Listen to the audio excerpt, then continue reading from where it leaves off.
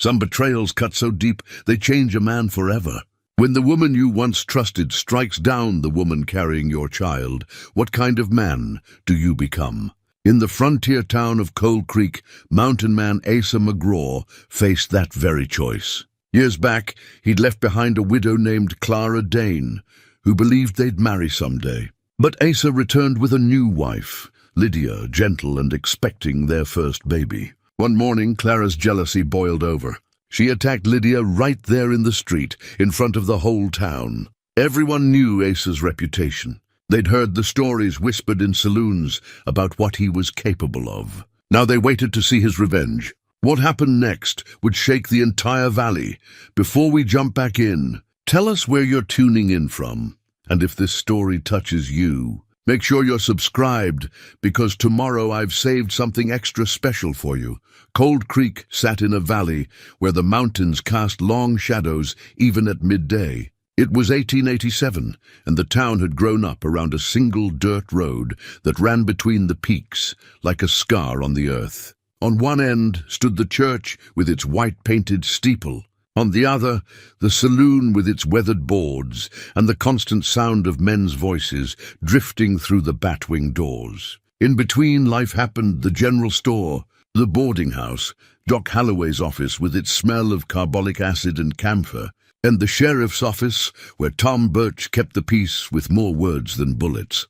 It was the kind of place where everyone knew everyone else's business, sometimes before they knew it themselves. Gossip traveled faster than the morning stage, and secrets had a way of becoming common knowledge by supper time. But for all its flaws, Cold Creek took care of its own. When the Hendersons lost their barn to fire, every man in town showed up to rebuild it. When old Mrs. Fletcher took sick, the women brought enough food to feed an army. That was the way of things. Asa McGraw had left Cold Creek 5 years earlier, and folks still talked about it. He'd been younger then, raw around the edges, working as a tracker and hunter for whoever would pay. He'd had a way with the wilderness that made people uneasy. Too comfortable out there in the wild, too quiet when he came back to town. Some said he was part wolf himself, the way he could disappear into the trees and reappear miles away without making a sound. Back then, he'd taken up with Clara Dane, the young widow who ran the boarding house on the north end of town. Her husband, James Dane, had died of pneumonia that first winter after they'd married, leaving her alone at 23 with a business to run and a reputation to maintain. Clara was beautiful in a severe way, dark hair always pulled back tight, dark eyes that missed nothing, and a mouth that rarely smiled, but could cut a man down with a single word when needed.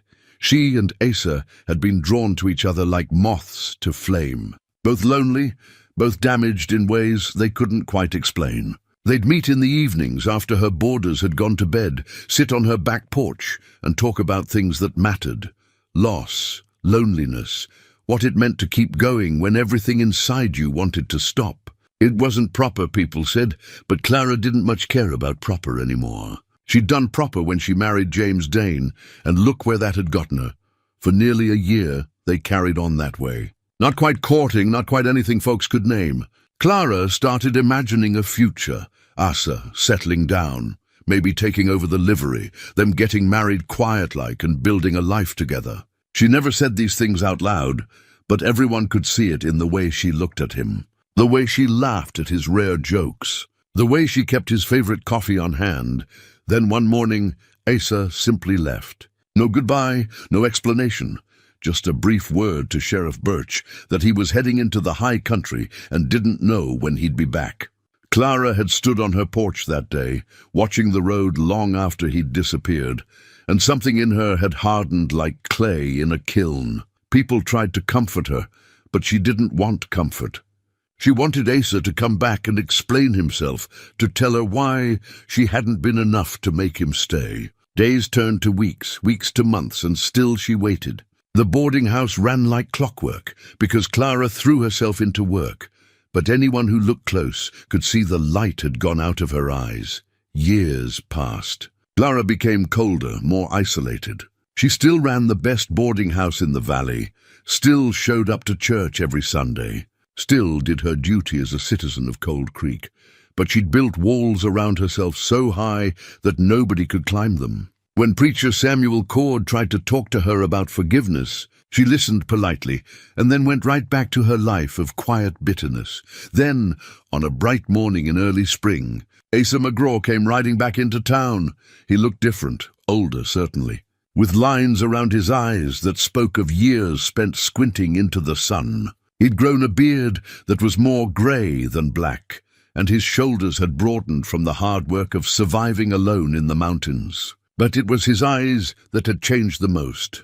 They held a calmness that hadn't been there before, a kind of settled peace that made people take notice, and beside him, riding a gentle mare, was a woman nobody in Cold Creek had ever seen. Her name was Lydia, and she was nothing like Clara. Where Clara was all sharp edges and careful control, Lydia was soft and open. She had light brown hair that curled at her temples, hazel eyes that crinkled when she smiled, and a way of looking at people that made them feel seen. She was maybe 30, with laugh lines that suggested a life lived with joy rather than bitterness, and she was clearly expecting a child. Asa introduced her to Sheriff Birch first, then to Doc Holloway, and the word spread through town like wildfire. Asa McGraw had returned, and he'd brought a wife. They'd married 6 months earlier in a town called Silver Ridge, 2 valleys over.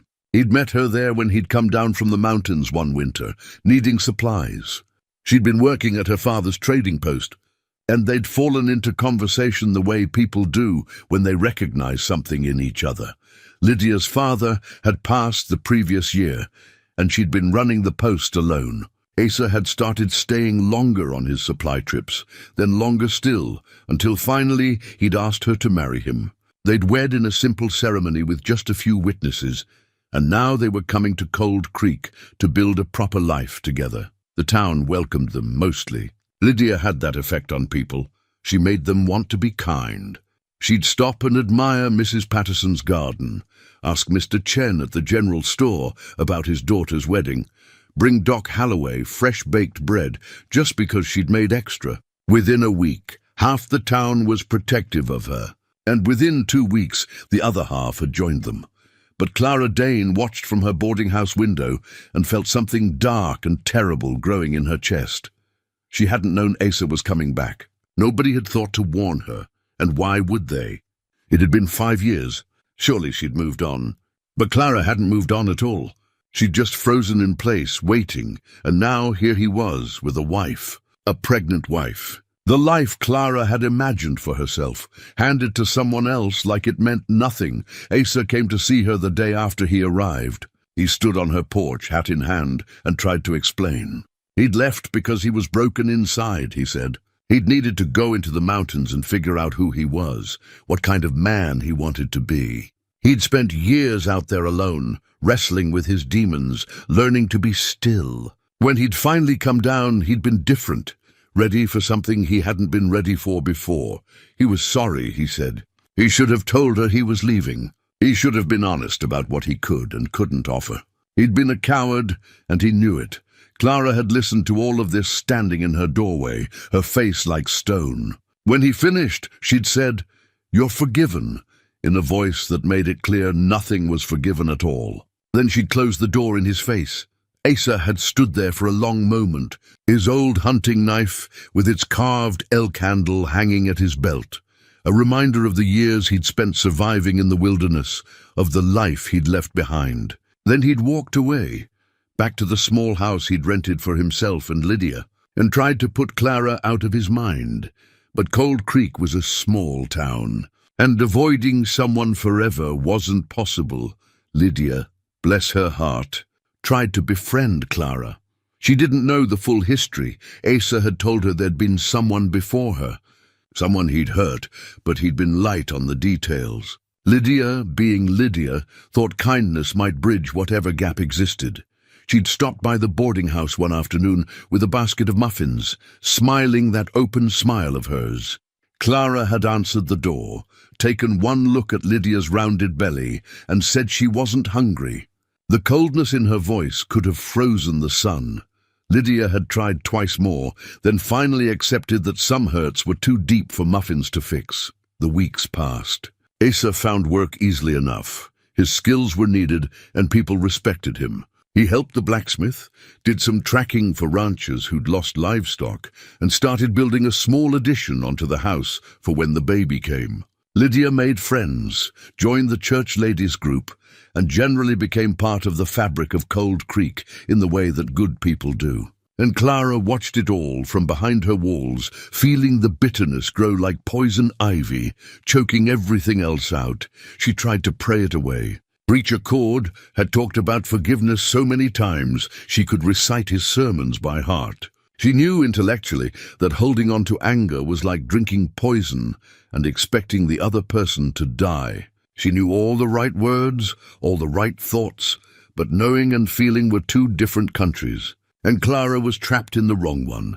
She'd see them sometimes, Asa and Lydia, walking together in the evening. He'd have his hand on the small of her back, protective and gentle, and they'd be talking about ordinary things, what to name the baby, whether to plant tomatoes or beans, how the roof needed fixing before winter.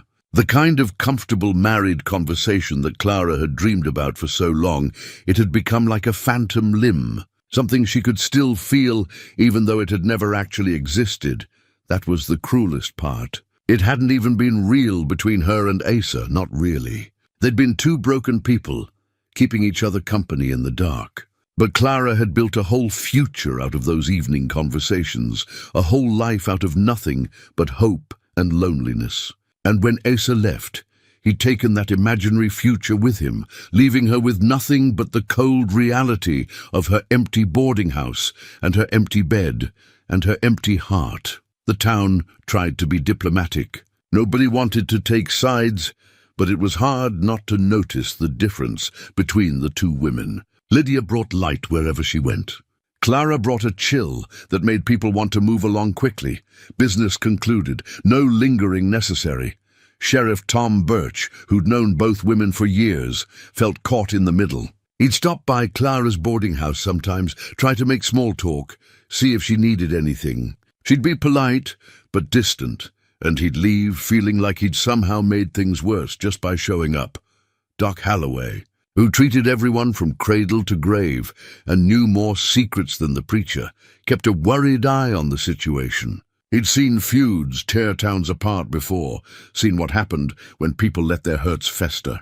He mentioned it to Preacher Cord one afternoon, and they'd both agreed to pray about it. Neither of them knew what else to do, because the truth was, Clara Dane hadn't done anything wrong. She'd been hurt, yes, but she wasn't breaking any laws or causing any trouble. She was just a woman living her life, running her business, keeping to herself. If there was ice in her voice when she spoke to Asa on the rare occasions their paths crossed, well, that was her right. If she turned and walked the other way when she saw Lydia coming, that was her choice to make. But everyone in Cold Creek could feel the tension building like a summer storm on the horizon. You couldn't see it yet, but you could feel it in the air, taste it on your tongue like copper pennies. Something was going to break. It was just a question of when and how badly. Asa felt it too. He'd catch Clara looking at him sometimes, and the hatred in her eyes would hit him like a physical blow. He'd tried to apologize, tried to make amends, but there was no making amends for the particular kind of hurt he'd caused. He'd given her hope and then abandoned her without a word. In Clara's mind, he'd stolen 5 years of her life. 5 years she could have spent moving on, finding someone else, building a different future. Instead, she'd spent them waiting for a man who'd never intended to return. At night, lying beside Lydia, with his hand resting gently on her belly, feeling his child move beneath his palm, Asa would think about Clara and feel the weight of his past mistakes. He'd been young and selfish and broken, and he'd hurt someone who'd shown him kindness when he needed it most. But he couldn't undo the past. He could only try to be a better man going forward, try to build something good with Lydia, try to be the kind of father his child deserved. He just hoped Cold Creek and Clara would let him. The morning it happened was unremarkable in every way except one. The sky was that particular shade of blue that promised good weather, and Main Street bustled with the usual Thursday morning activity. Mrs. Patterson was sweeping her porch. Mr. Chen was arranging apples in neat pyramids outside his store. The blacksmith's hammer rang out in steady rhythm, and somewhere a dog was barking at absolutely nothing. Lydia McGraw walked down the wooden sidewalk with a basket over her arm, her hand resting on the swell of her belly in that unconscious way pregnant women have. She was 7 months along now, moving a bit slower than usual, but still insisting on doing her own shopping. Asa had offered to come with her, but she'd shooed him away with a smile. He was building the cradle today, and she wanted it to be a surprise when it was finished. She stopped at the general store first, chatting with Mr. Chen about fabric for baby clothes. He showed her a soft cotton in pale yellow, good for either a boy or a girl, he said, and she ran her fingers over it, imagining the little gown she'd sew. She bought 2 yards, along with thread and some buttons, and tucked them carefully into her basket. Outside, she paused to admire Mrs. Patterson's morning glories, which had just started to bloom.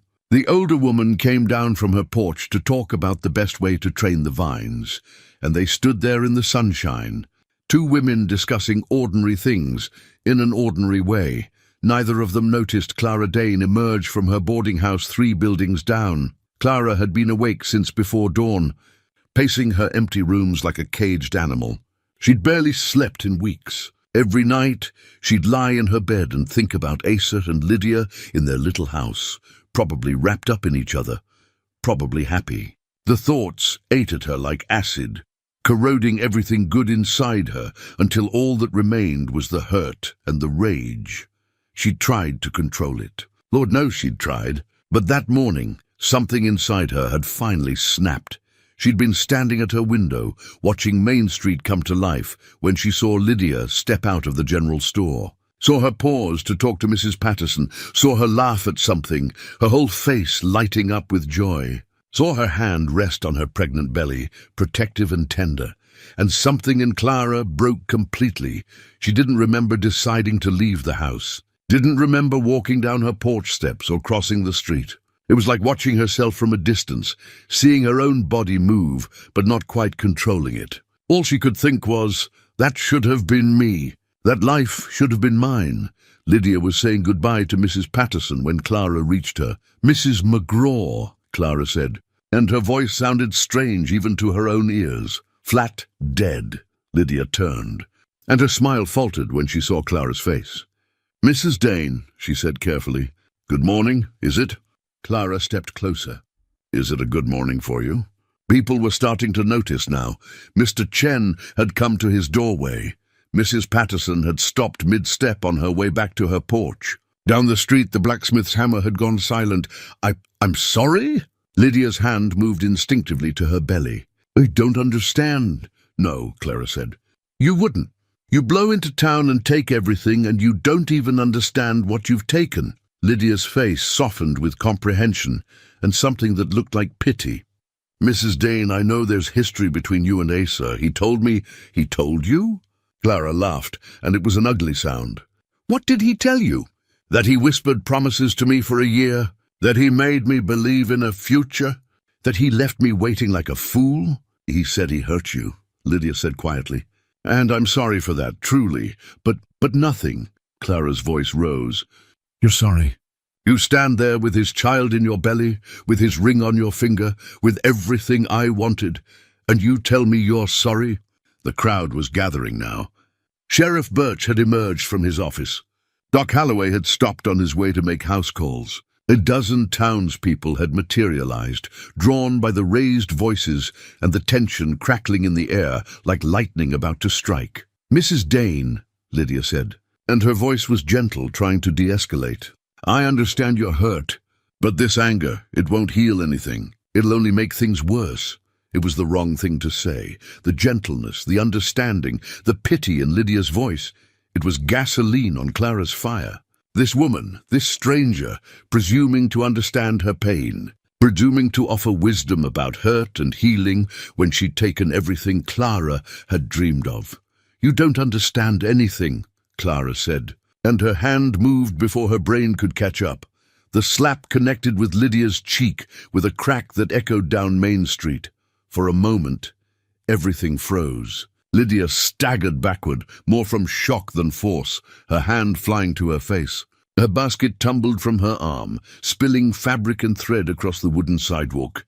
Then Clara moved again. Later, people would disagree about exactly what happened next. Some said Clara shoved Lydia, others said she just reached out and Lydia, already off balance, fell. But everyone agreed on the result.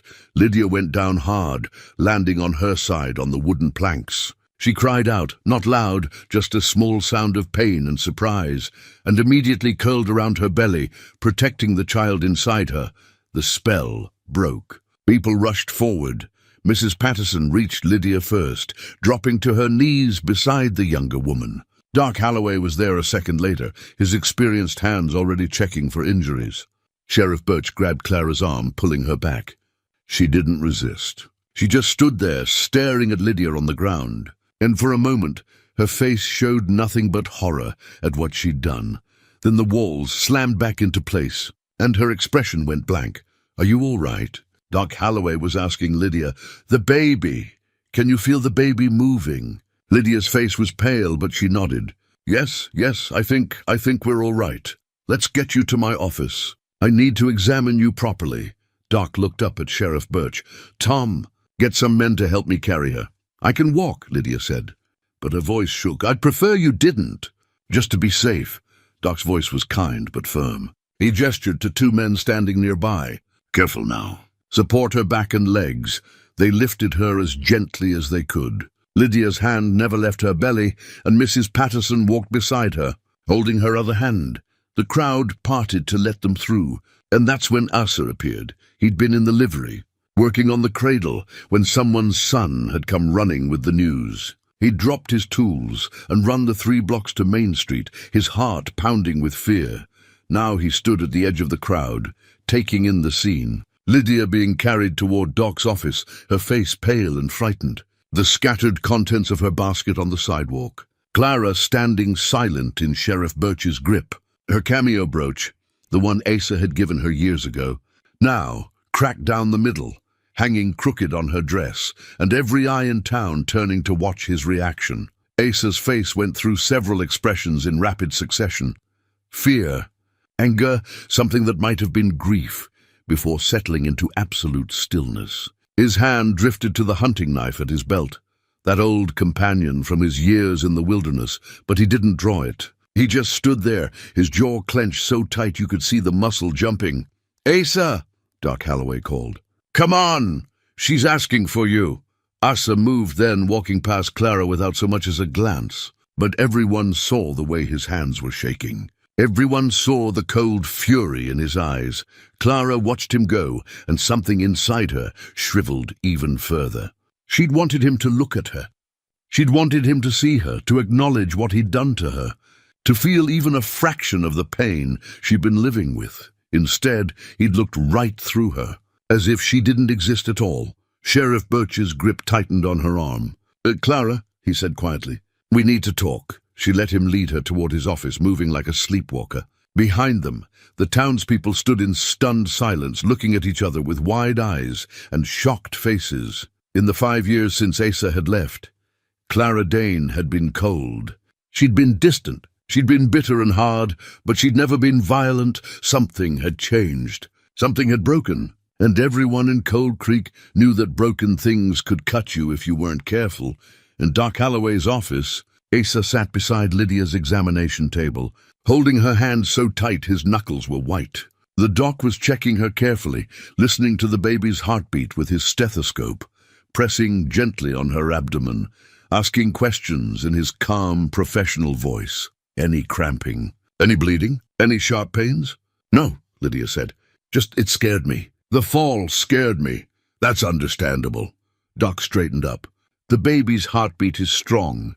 No signs of distress. You've got some bruising coming up on your hip and elbow, but nothing's broken. You were lucky." "Lucky," Lydia repeated, and let out a shaky laugh. Doc looked at Asa. "She needs rest. Complete bed rest for the next few days, just to be safe. No lifting, no walking unless necessary. Keep an eye out for any cramping or bleeding. If anything changes, you come get me immediately." Asa nodded. He hadn't said a word since entering the office, Asa, Lydia said softly. Look at me. He did, and she saw what she'd expected. The fury, the guilt, the barely controlled violence simmering just beneath his carefully maintained calm. I'm all right, she said. We're all right. She attacked you. His voice was rough, like gravel. She put hands on you. She could have. He couldn't finish the sentence, but she didn't. The baby's fine. I'm fine. This time. Asa stood abruptly, pacing to the window. What about next time? What if there won't be a next time? Lydia's voice was stronger now. Tom will handle it. That's his job. Will he? Asa turned back to her. You didn't see her face, Lydia. You didn't see... He stopped, running his hand through his hair. This is my fault. I did this to her. I made her into... No. Lydia sat up despite Doc's protests. No, Asa, you hurt her, yes. You were thoughtless and cowardly when you left, and yes, that was wrong. But what she did today, that was her choice. Not yours, hers. Asa stared at his wife. This good woman who saw the best in everyone, who always tried to understand, who was defending him even now when she had every right to be angry, and he made a decision. I need to see Sheriff Birch, he said. Asa, I need to tell him what I want done about this. His voice was calm now, terrifyingly calm. She can't get away with this, Lydia. She can't. What are you going to do? He looked at her for a long moment. The right thing, he said finally. I hope. Then he walked out, leaving Lydia and Doc Holloway staring after him. Outside, the town waited. Word had spread fast, the way it always did in Cold Creek. By noon, everyone knew what had happened. By early afternoon, everyone had an opinion about what should be done. Some said Clara should be arrested, charged with assault. Others, particularly the older women who remembered her as a young bride before tragedy had hardened her, argued for leniency. She'd been hurt, they said. Driven to it, surely there was room for understanding.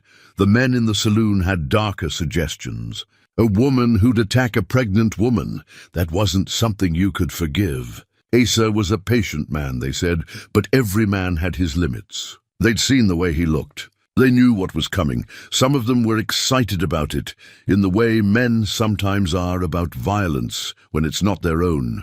They wanted to see the mountain man unleashed, wanted to see what Asa McGraw was really capable of when someone hurt what was his.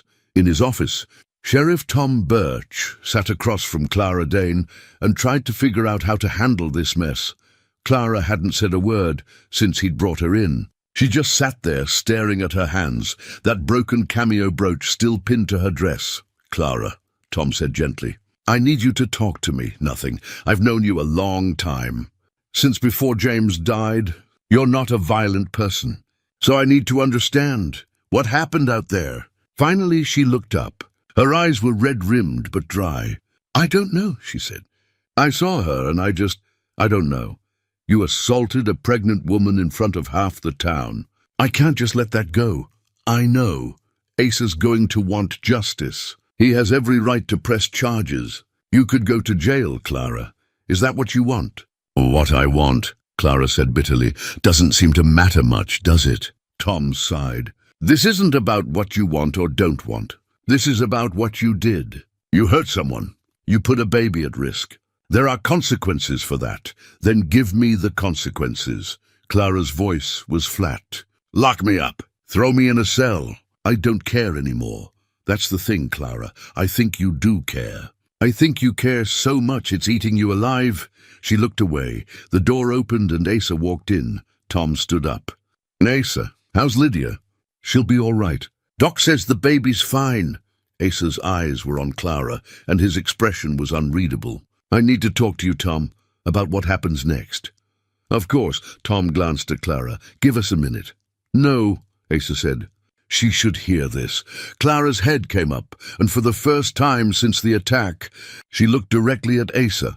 There was something like defiance in her face, mixed with fear and a kind of desperate hope that whatever he was about to say would finally make her feel something other than this terrible emptiness.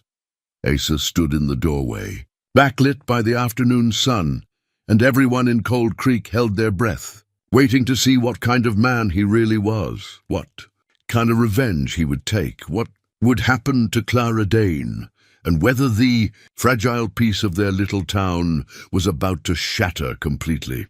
The silence in Sheriff Birch's office stretched out like pulled taffy. Asa stood just inside the doorway, his frame blocking most of the light. Clara sat rigid in her chair, her hands folded in her lap, that cracked cameo brooch catching the dim light. Tom waited, one hand resting on his desk, ready to intervene if necessary.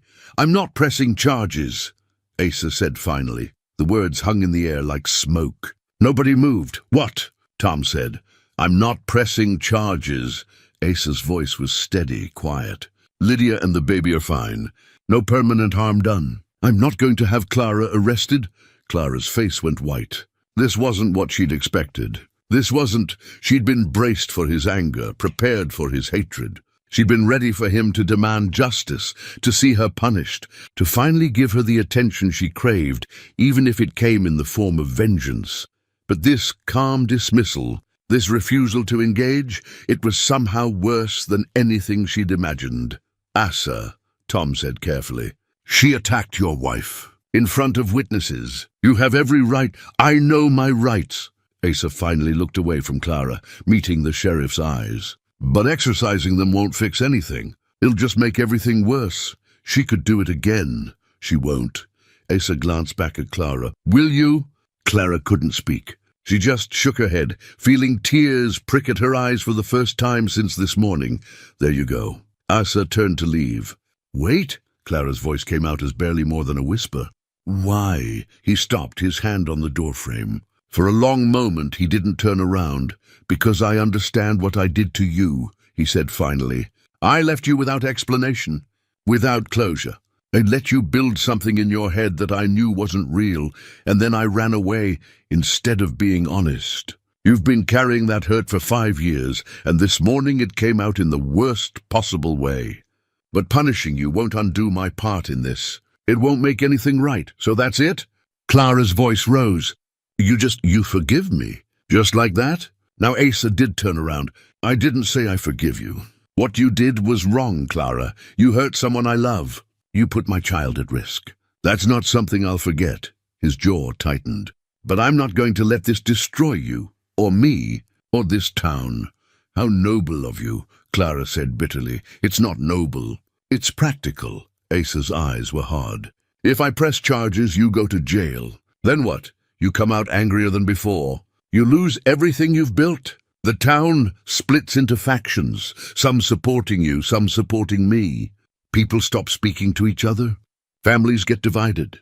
He shook his head. "I spent 5 years in the mountains learning that revenge doesn't heal anything. It just creates more wounds. I'm not doing that. Not to you, not to Lydia, not to our child, and not to Cold Creek." Tom Birch leaned back in his chair, studying Asa with new respect. That's a mature way of looking at it."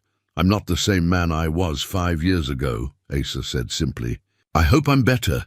Clara stared at him, and something in her chest cracked open. All this time, she'd wanted him to see her, to acknowledge her pain, to understand what he'd done. And now he was doing exactly that, but not in the way she'd imagined. He wasn't fighting her. He wasn't punishing her. He was just letting her go. "I'm sorry," she whispered. "Asa, I'm so sorry." "I know you are." His voice softened slightly. "But you need to apologize to the person you hurt, not to me." I can't. She won't want to see me. Maybe not today, but someday." Asa looked at Tom. "I want it on record that I'm not pressing charges. Whatever else happens is between you and Clara." Tom nodded slowly. "All right. I'll note it down. But Clara, you understand this doesn't mean there are no consequences. I'm going to have to ask you to stay away from the McGraws. If I see you anywhere near them, I'll have to take action." "I understand," Clara said. "Good." Tom stood up. "You're free to go." "But Clara, get some help. Talk to Preacher Cord. Talk to someone. This can't happen again." She nodded and stood on shaky legs. As she moved toward the door, she had to pass close to Asa.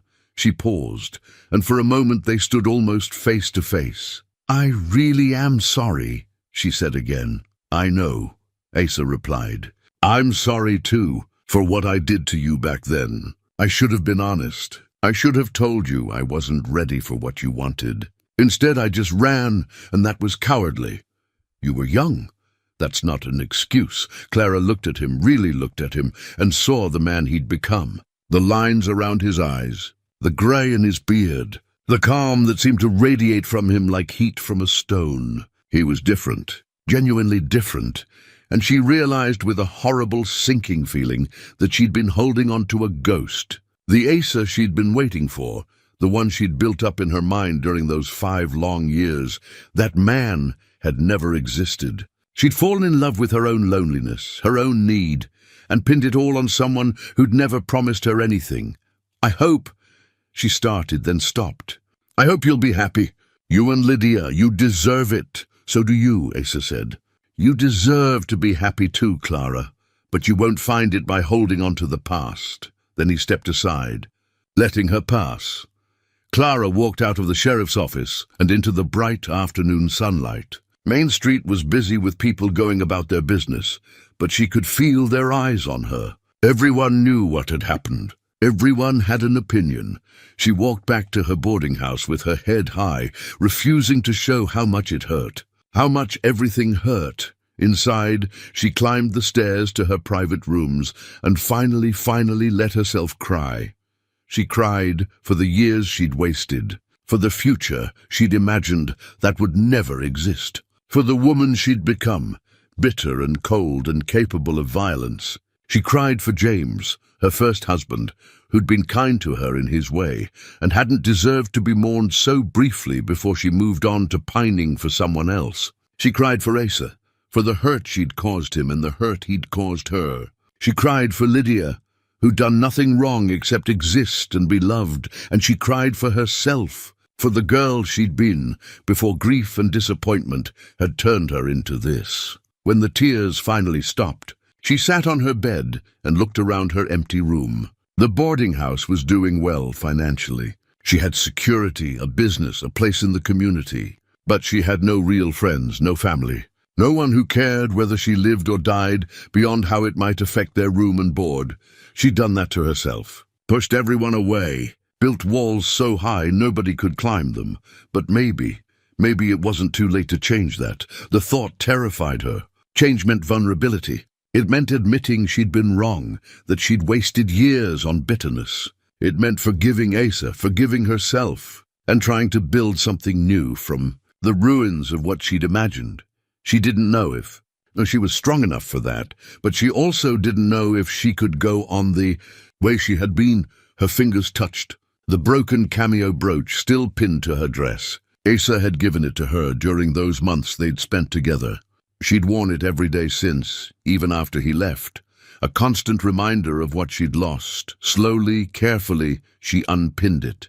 The pieces came apart in her hands, the delicate profile of a woman's face now split in two, just like her, split in two by grief and bitterness. But things that broke could be mended. It wouldn't be the same. You'd always see the crack. But it could be whole again, in a different way. Clara set the pieces on her dresser and stood up. Her legs still felt shaky, but she made herself walk to the door, down the stairs, out onto her porch. The sun was setting now, painting the mountains in shades of orange and purple. People were heading home for supper. She could smell wood smoke from a dozen chimneys. Cold Creek was a good town, despite everything. People here took care of each other. They had long memories, but also big hearts. If she could show them she was trying to change, really trying, maybe there was hope for her yet. She saw Preacher Samuel Cord walking past on his way back from visiting the sick. He noticed her standing on the porch and paused. "Clara," he said carefully, "how are you?" It was a loaded question, and they both knew it. "Not good," she admitted. "But I'd like to talk, if you have time, about everything." Preacher Cord was a tall man in his 50s, with kind eyes and hands that had comforted more grieving people than he could count. He studied Clara for a moment, then nodded. "I always have time," he said. "Come by the church tomorrow morning. We'll talk as long as you need to." "Thank you," Clara whispered. He tipped his hat to her and continued on his way. Clara stood on her porch a while longer, watching the town settle in for the evening. Somewhere out there, Asa was probably sitting down to supper with Lydia, maybe resting his hand on her belly to feel the baby kick, talking about their day in that easy way married people had. And for the first time in 5 years, Clara felt something other than bitter jealousy when she thought about them. She felt not quite forgiveness. Not yet, but maybe the possibility of it. The first small step toward letting go. It wasn't much, but it was a start. Meanwhile, in the small house at the edge of town, Asa sat beside Lydia's bed where Doc Holloway had insisted she stay. He'd made her soup and brought her tea and fussed over her until she'd laughed and told him to sit down before he wore himself out. Now they sat in comfortable silence, her hand in his, while the lamplight flickered and cast shadows on the walls. "You did the right thing," Lydia said finally. "Not pressing charges, did I?" Asa looked troubled. "Tom thinks I'm being too soft. Half the town probably thinks the same. Let them think what they want. You made the choice that will let everyone heal. That takes more strength than revenge ever could." Asa's hand drifted to the locket Lydia wore around her neck, the one with her mother's picture inside. She told him once about how her mother had taught her that forgiveness wasn't about the other person. It was about freeing yourself from the poison of hatred. "Your mother was a wise woman," he said. "She was." Lydia squeezed his hand. "And so's my husband. I don't feel wise. I feel..." He struggled for words. "I'm still angry, Lydia. When I think about Clara putting her hands on you, I know. But you didn't act on that anger. You chose something better." "I hope so." Asa was quiet for a moment. "In the mountains, during those 5 years, I had a lot of time to think. About who I'd been, the people I'd hurt, the mistakes I'd made. I didn't like the man I saw when I really looked at myself. And so you changed. I tried to. I'm still trying to." He looked at their joined hands. "But it's hard. The old instincts are still there. When I saw you on the ground today, I wanted to hurt Clara, really hurt her. And part of me still does, but you won't." "No, I won't." He met Lydia's eyes. "Because I don't want our child growing up with a father who solves problems with violence. I don't want to be that kind of man anymore." Lydia raised their joined hands and kissed his knuckles. "You're already not that man. You haven't been for a long time." They sat together as full darkness fell outside, and the sounds of Cold Creek settling down for the night drifted through the window. Somewhere a baby was crying. Somewhere else someone was playing a fiddle.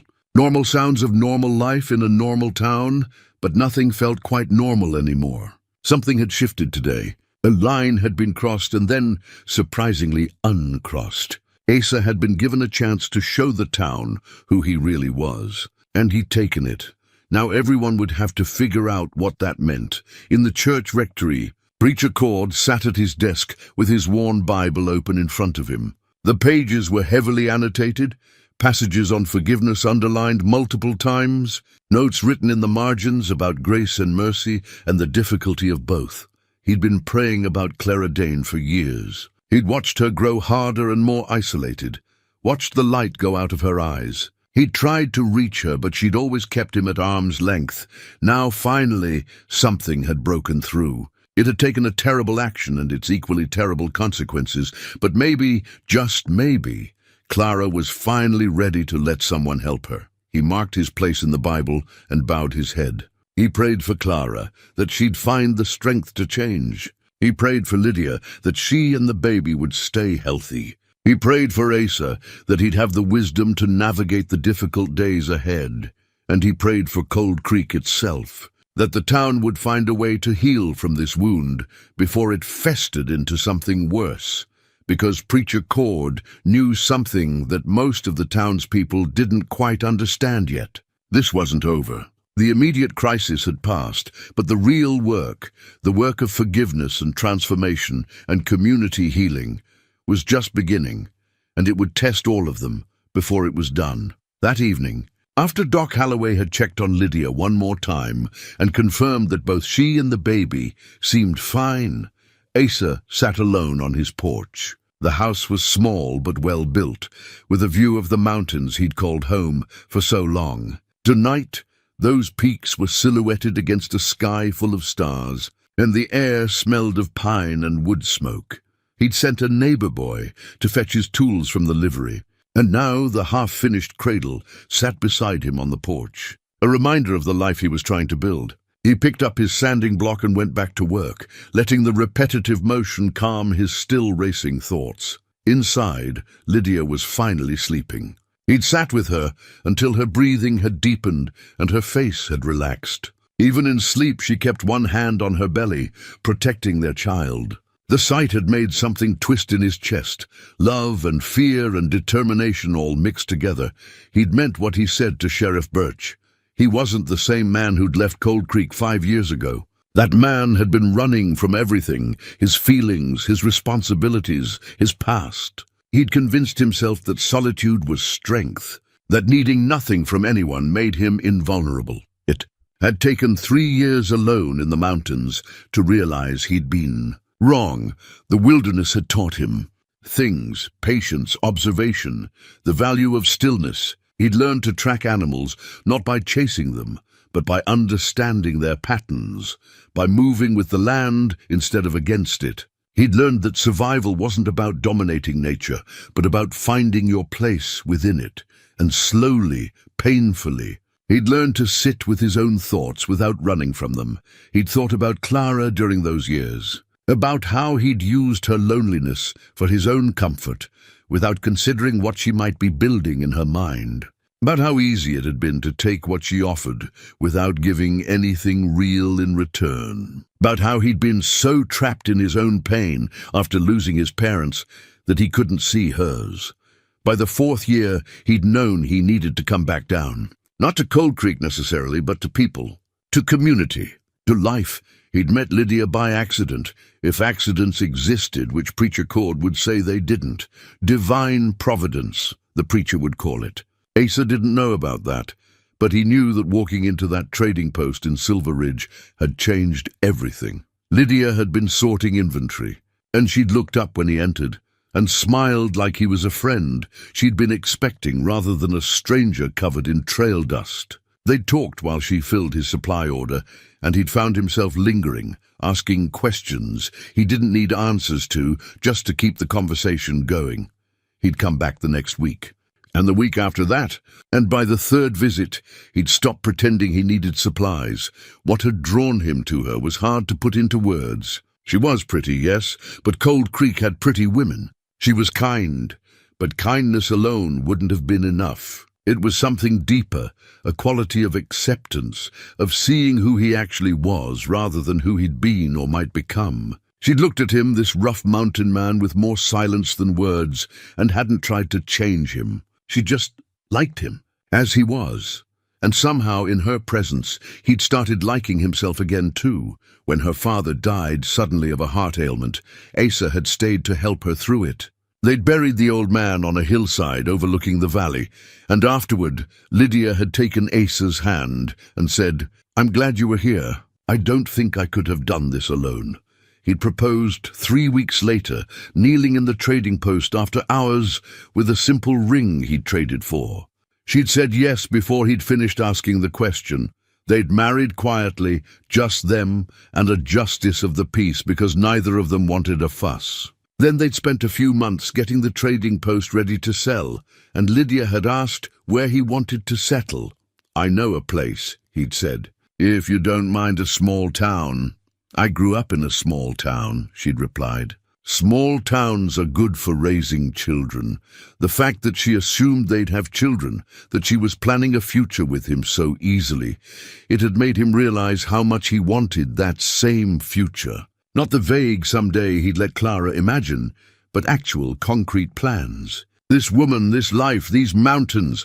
So he'd brought her to Cold Creek. He hadn't told her much about Clara. He'd said there was someone he'd been involved with, someone he'd hurt, and that it might be awkward. Lydia had listened and squeezed his hand and said, "Then we'll work through it together." She'd tried, bless her. She'd tried to befriend Clara, to build a bridge. But some canyons were too wide for bridges. Asa set down his sanding block and ran his hand over the cradle's smooth wood. Oak strong and lasting. He wanted this cradle to be something his child could use, and maybe his grandchildren someday. Something that would last. He'd thought about Clara's words in the sheriff's office, the hurt in her voice when she asked why he was letting her go without punishment. Part of her had wanted him to press charges, he realized. Wanted the drama of it, the attention, the proof that she still mattered to him enough to inspire his vengeance. But giving her that would have been another kind of cruelty. It would have kept her trapped in this story, where he was the center of her world, the villain or the hero, but either way, the focus of all her emotion. The kindest thing he could do was refuse to play that role. To step back and let her find her own way forward without him. It wasn't forgiveness exactly. Or maybe it was, but not the way people usually meant it. He wasn't saying what she'd done was okay.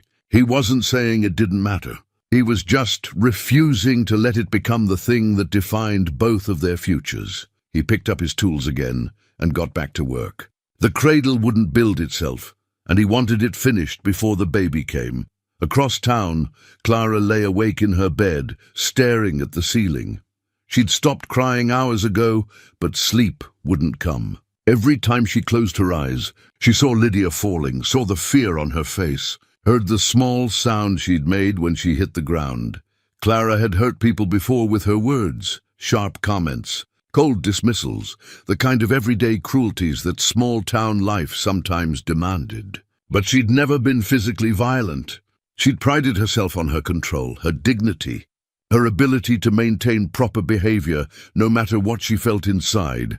Today, she'd lost all of that in a single moment of rage. The worst part was understanding that Asa was right. She'd been manipulated by her own expectations, trapped in a story she'd written in her head where she was the tragic heroine waiting for her love to return. She'd cast Asa in a role he'd never agreed to play, and when he didn't follow her script, she'd felt betrayed. But he hadn't betrayed her.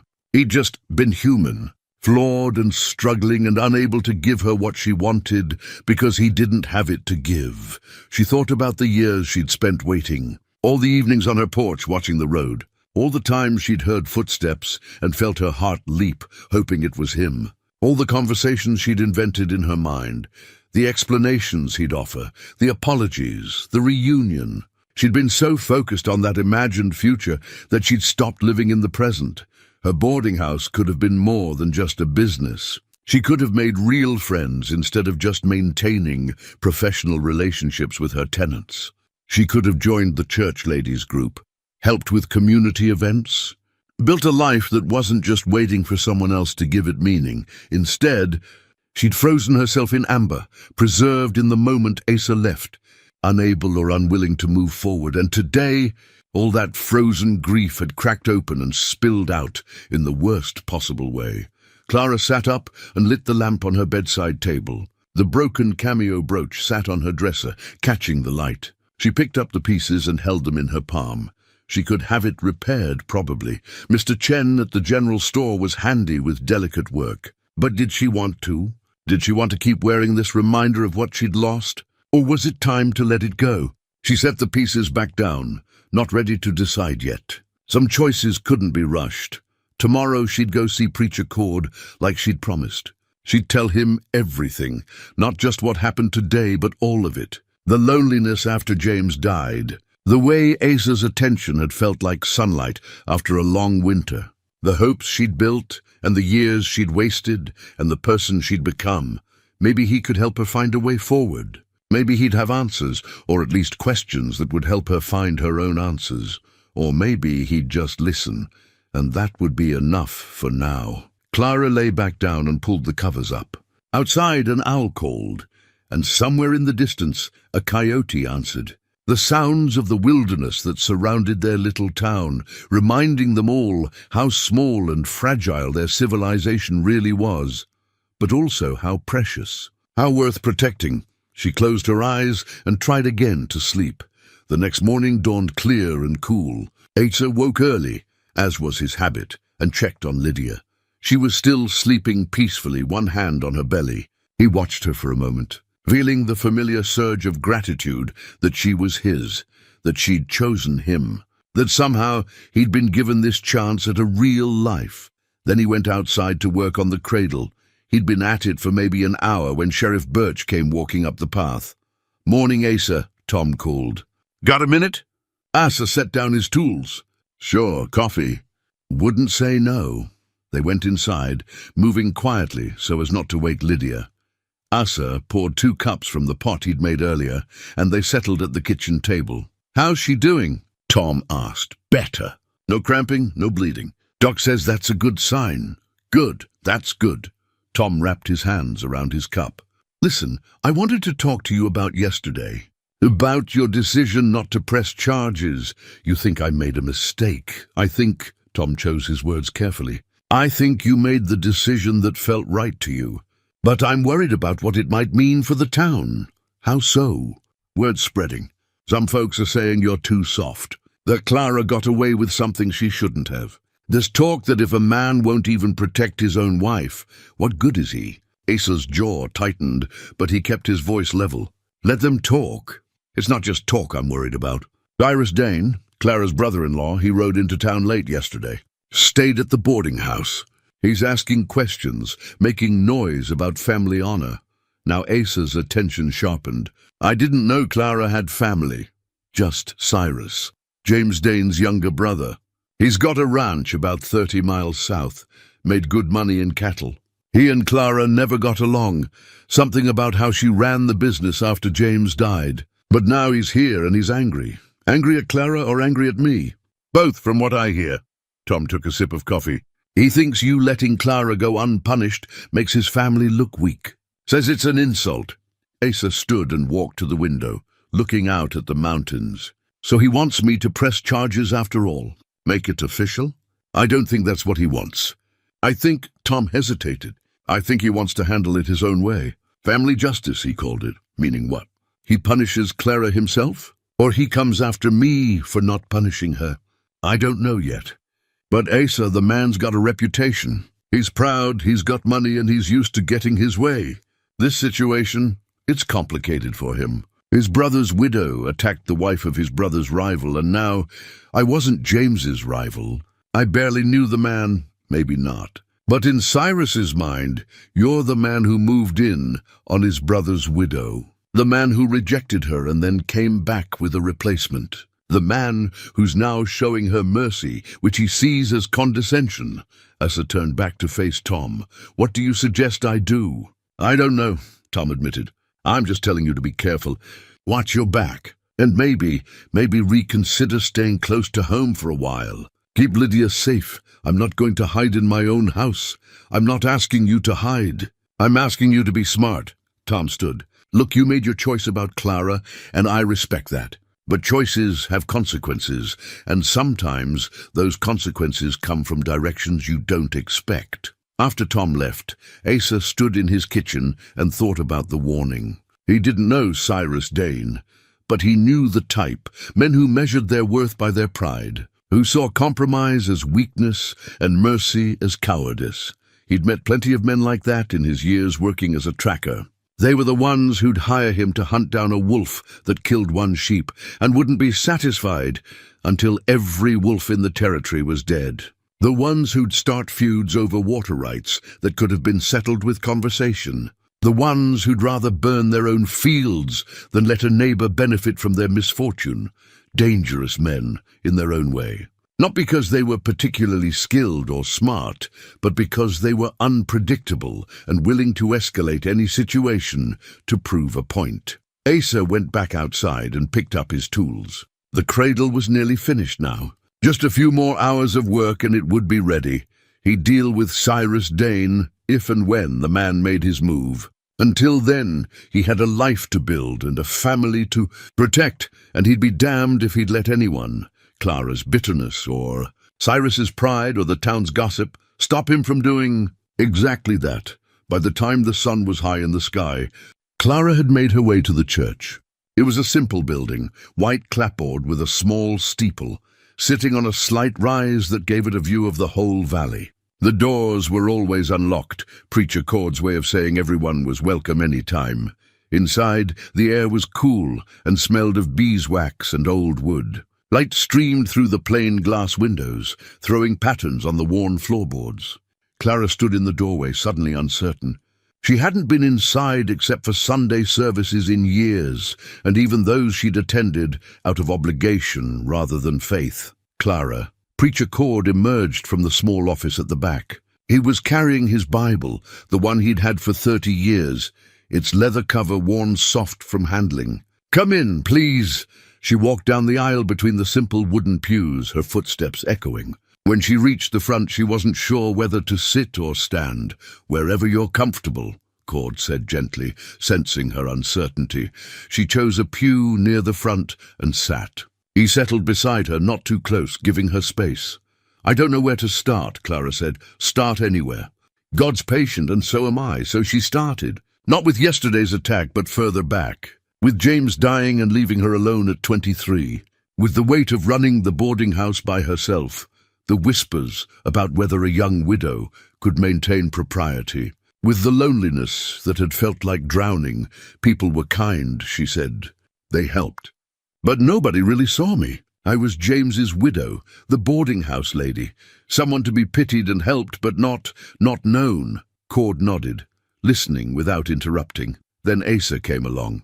He was different. He didn't pity me. He didn't try to fix me. He just sat with me. Talked to me like I was a person, not a widow. You fell in love with him. I thought I did. Now I'm not sure.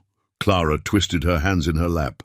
Maybe I just fell in love with feeling seen, with having someone pay attention to me, with not being alone. Those are real needs, Cord said. There's no shame in them.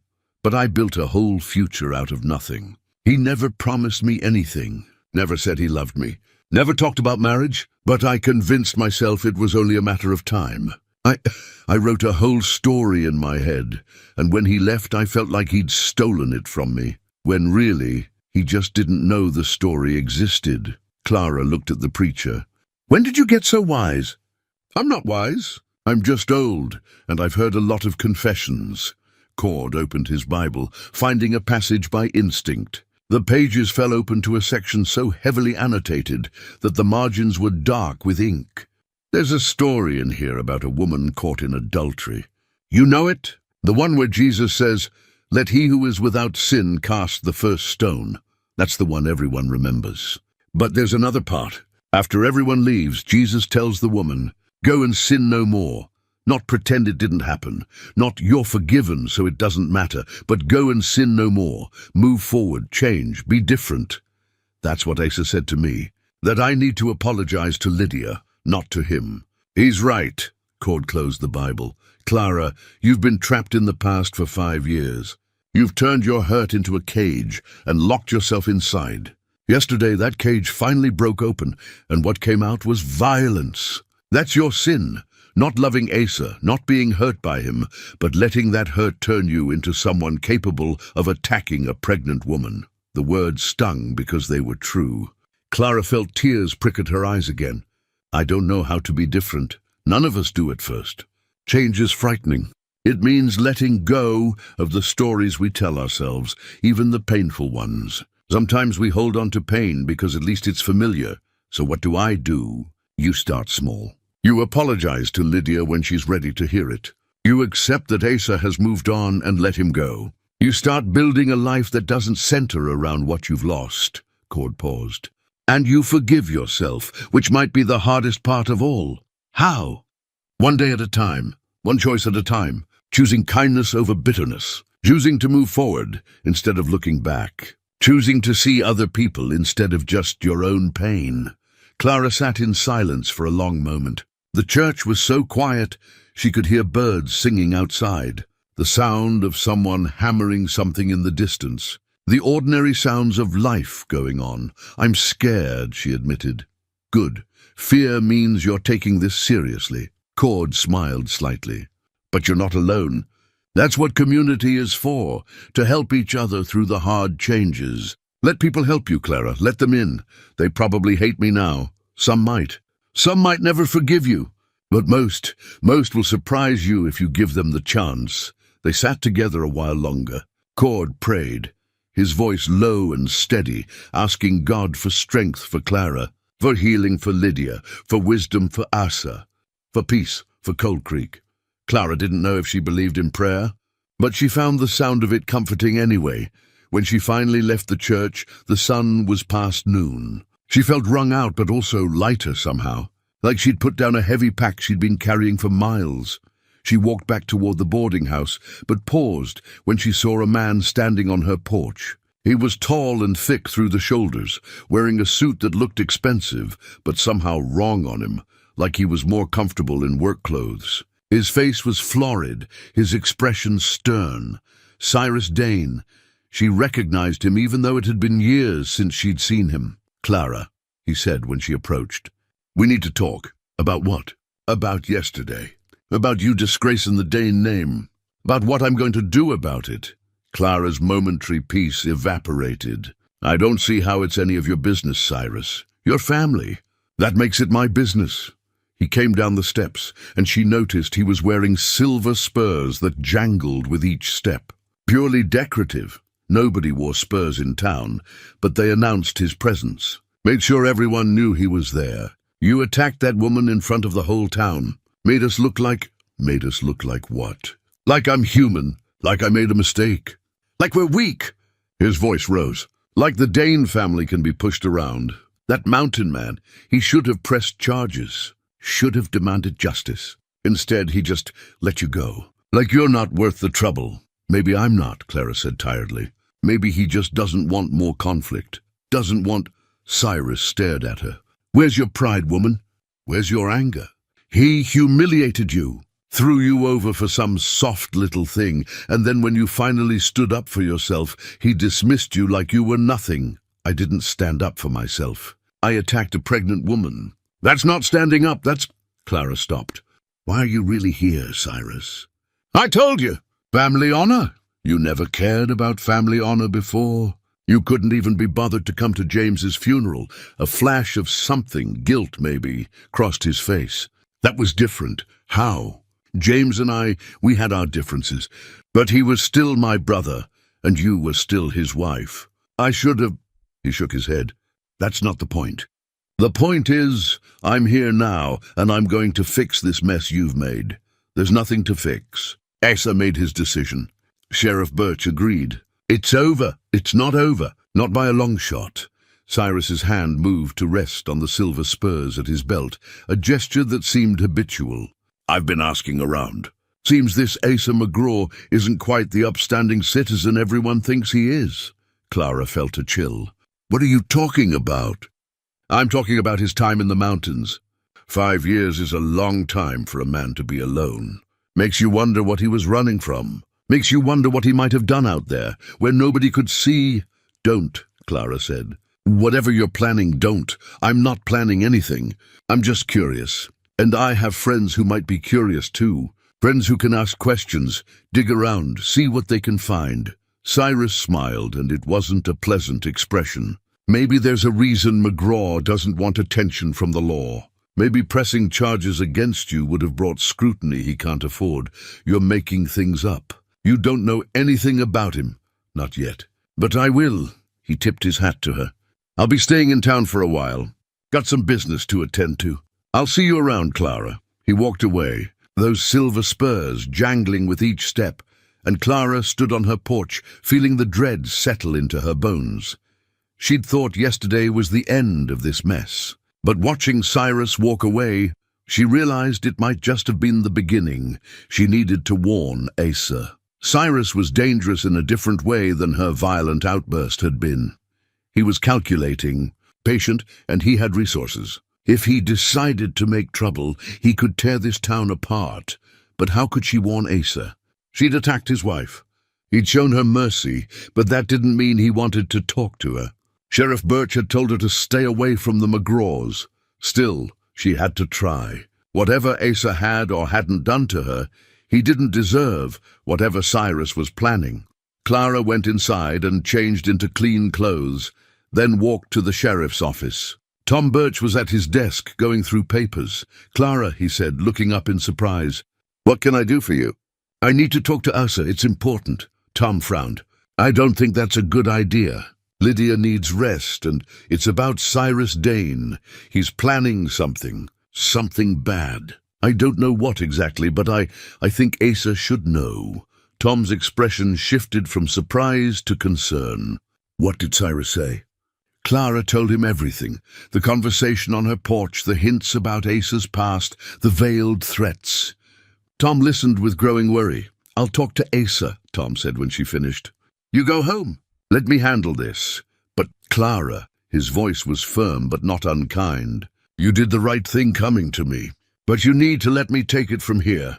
Understood?" She nodded reluctantly and left.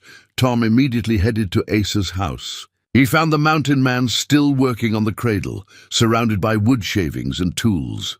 "Tom," Asa said. "Back so soon? We've got a problem." "Clara came to see me. Says Cyrus is planning something, making hints about your past, talking about digging up dirt." Asa's hands stilled on the wood. "What kind of dirt?"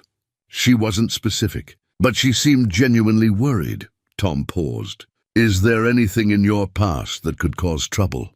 Anything I should know about?" For a long moment, Asa didn't answer. Then he set down his tools and met Tom's eyes. "5 years ago, when I went into the mountains, I did some things I'm not proud of. Nothing criminal, but not things I'd want spread around." He took a breath.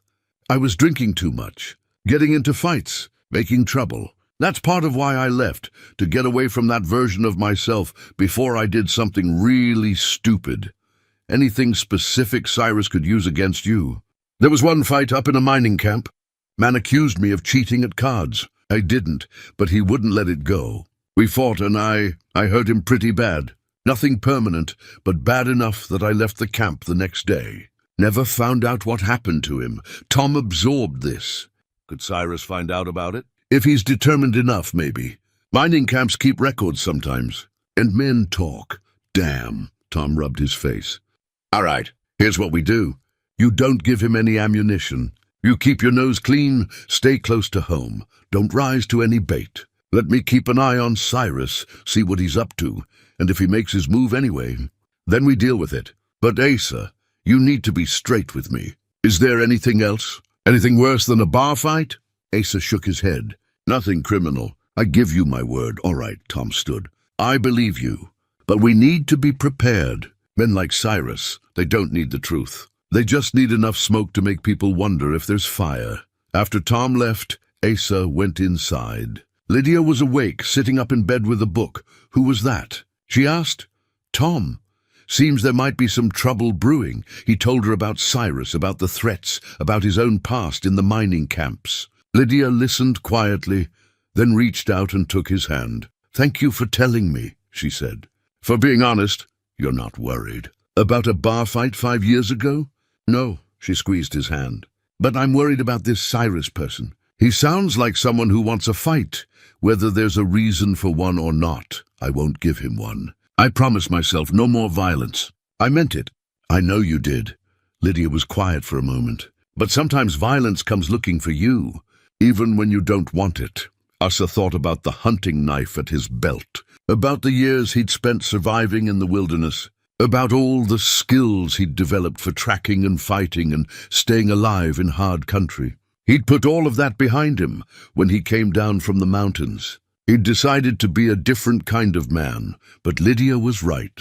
Sometimes violence came looking for you, and when it did, you had to be ready to meet it, not with more violence if you could help it, but with the kind of strength that didn't depend on fists or weapons, the kind of strength that came from knowing exactly who you were and refusing to be anyone else, no matter the pressure. That was the real test ahead of them, Asa realized. Not whether he could fight Cyrus or his schemes, but whether he could stand firm in his decision to be a man of peace, while everyone around him tried to push him into being something else. Outside, the sun continued its arc across the sky. In the saloon, men talked about Asa and Clara and what should have happened. At the boarding house, Cyrus Dane sat in his room making plans. At the church, Preacher Cord prayed for wisdom and guidance, and all of Cold Creek waited to see what would happen next, sensing that the real storm was just beginning. To gather on the horizon, the peaceful resolution everyone had hoped for. Yesterday was looking less and less likely, with each passing hour, and the question on everyone's mind was simple. How far would Cyrus Dane go to restore what he saw as his family's honor? Nobody knew the answer yet, but they were all about to find out.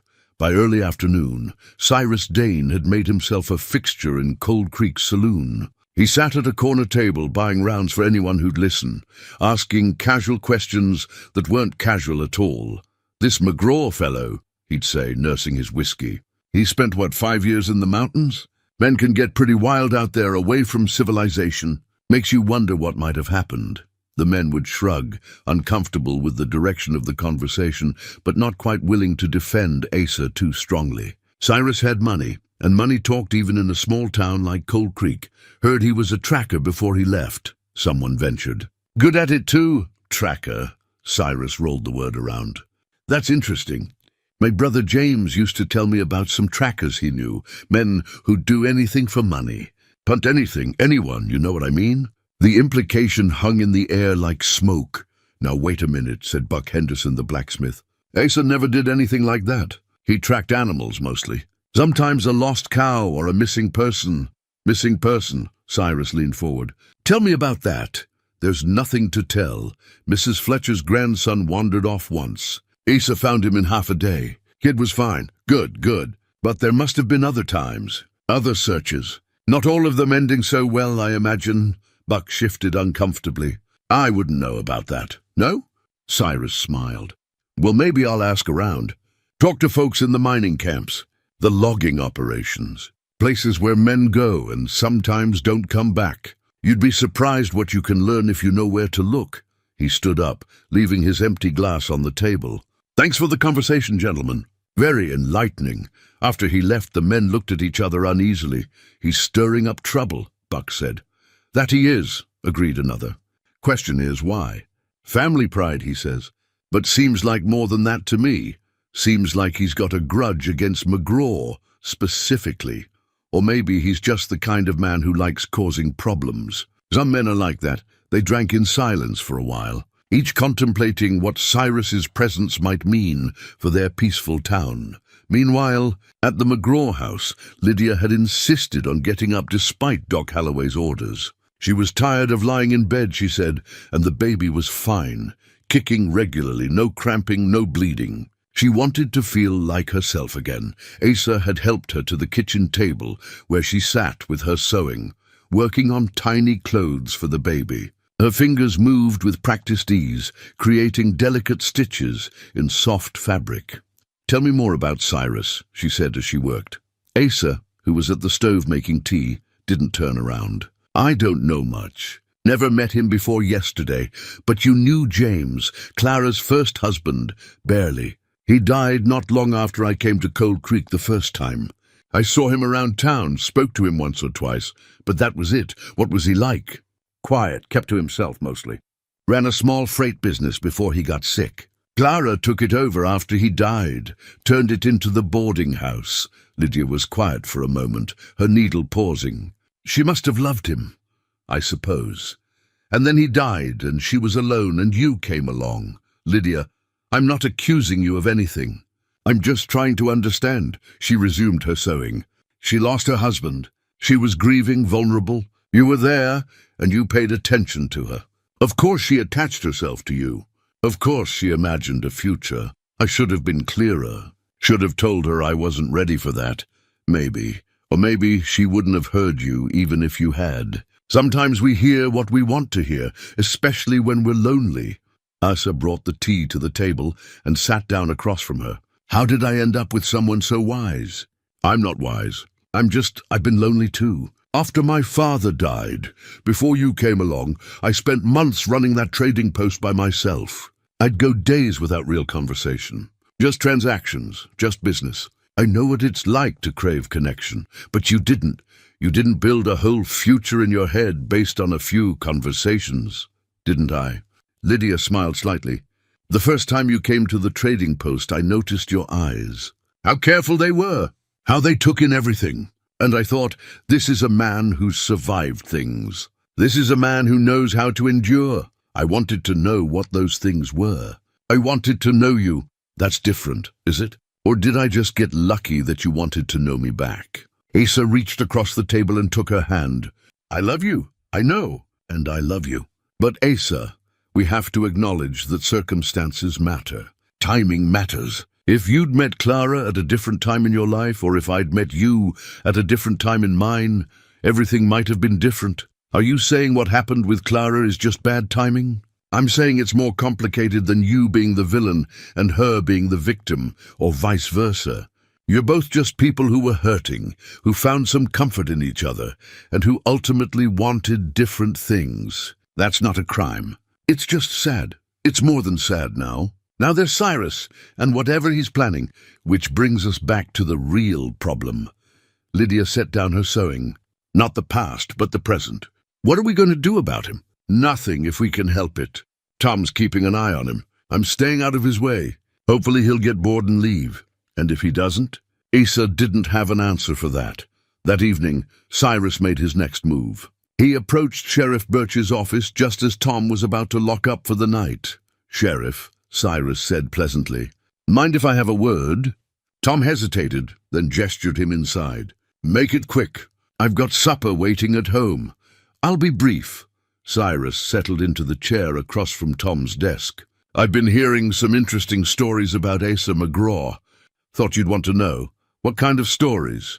"The kind about a man who might not be entirely honest about his past. The kind about a fight in a mining camp up near Copper Ridge, a bad fight. The kind where someone ended up hurt real bad." Tom kept his face neutral. "Where'd you hear this?" "I sent a telegram to a friend of mine who works the camps. Asked him to look into McGraw's time up there. He got back to me this afternoon." Cyrus pulled a folded paper from his pocket. "Want to read it?" Tom took the telegram and scanned it. It described a fight at a camp called Devil's Gulch between Asa McGraw and a man named Pete Sutton. McGraw had beaten Sutton badly enough that the camp doctor thought he might die. McGraw had left before any consequences could be enforced. "Says here Sutton recovered," Tom noted. "Also says he started the fight. Does it matter who started it if the result was nearly killing a man? Context always matters, does it?" Cyrus leaned forward. "Because I'm thinking, a man capable of that kind of violence, maybe he's not as reformed as he claims. Maybe he's just waiting for the right provocation. Maybe my sister-in-law is lucky he decided to be merciful, because if he'd decided otherwise—" "Stop!" Tom's voice was hard. "I know what you're doing, Cyrus.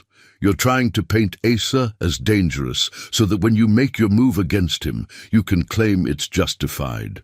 I'm not going to be part of that. I'm not trying to paint him as anything. I'm just presenting facts.